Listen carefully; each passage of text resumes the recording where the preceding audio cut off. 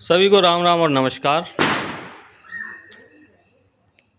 आजकल भारत देश में आए हुए हैं अफ़गानिस्तान के विदेश मंत्री, तालिबानी अफ़गानिस्तान के विदेश मंत्री अमीर मुत्ताकी ने अपनी प्रेस कॉन्फ्रेंस जो उन्होंने अफ़गानिस्तान दूतावास में की, उसमें किसी भी महिला पत्रकार को प्रवेश करने से वर्जित कर दिया।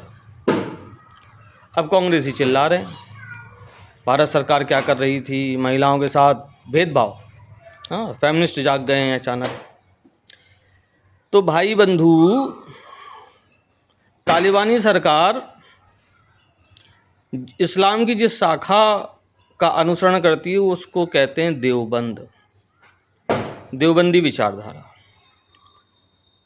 भारत में इसका मुख्यालय है देवबंद में।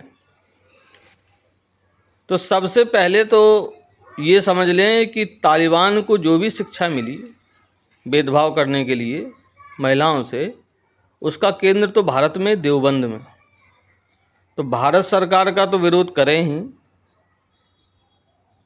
वैसे करने का कोई औचित्य नहीं। कांग्रेस जैसी पार्टी ने क्या प्रयास किया देवबंद को समूल नष्ट करने में, क्योंकि सिर्फ महिलाओं के साथ अत्याचार या भेदभाव की बात देवबंद नहीं करता।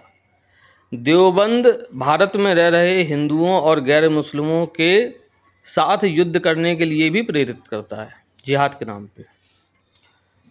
तो एक तो ये बात रही। दूसरी बात ये है कि अफ़गानिस्तान का दूतावास उस देश के अधिकार क्षेत्र में आता है। जैसे भारत का दूतावास यदि अमेरिका, पाकिस्तान कहीं भी है, तो जितना क्षेत्र दूतावास का होता है वो उस देश की कानून से डील होता है। तो यार, कोई देश अपने अधिकार क्षेत्र में किसको बुलाता है नहीं बुलाता, ये उसकी अपना विवेक अधिकार है। इसमें भारत सरकार उसको ज़बरदस्ती कोई पालन नहीं करा सकती किसी नियम का। तो बात समझने वाली ये है कि अगर आपको भविष्य में भारत में इस प्रकार के तालिबानी कानून नहीं चाहिए तो देवबंद का विरोध करें। देवबंद के मदरसे अपने छात्रों को, जिन्हें तालिब कहते हैं, छात्र को तालिब कहते हैं, और छात्रों का जो बहुवचन है वो तालिबान है, अपने तालिबानों को यही पढ़ाता है।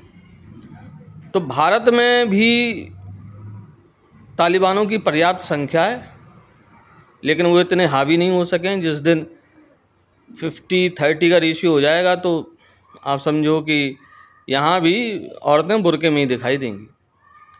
तो इसलिए आप लोगों से ये निवेदन है कि भारत सरकार का नहीं, दारुल उलूम देवबंद का विरोध करें और उसे अपने देश से ख़त्म करें।